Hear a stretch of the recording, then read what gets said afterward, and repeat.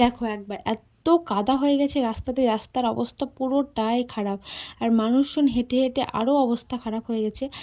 মেলা দেখার কিছুক্ষণ আগে দেখি ঝমঝম করে বৃষ্টি শুরু হয়ে গেছে, ভেবেছিলাম যেতেই পারবো না।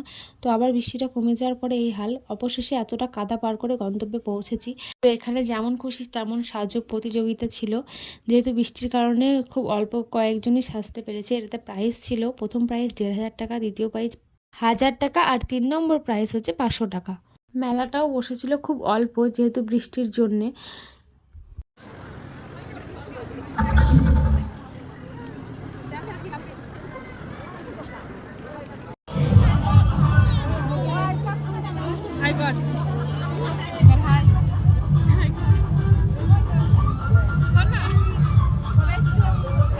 সকাল থেকে তো রৌদ্রই ছিল, হঠাৎ দেখি বিকেলবেলা এসে বৃষ্টিটা শুরু হয়ে গেল।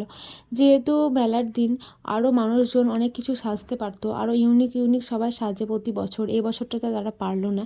এই যে আমাদের রামগরুরের ছানা, হাসতে তাদের মানা, ও একদমই হাসবে না। যখনই বলছি হাসতে তখনই ও পোজ দিচ্ছে হাসছে। চলো, আমাদের মেলা দেখা শেষ। ভিডিওটা ছিল এতটুকুই। টাটা, দেখা হচ্ছে আবার পরের ভিডিওতে।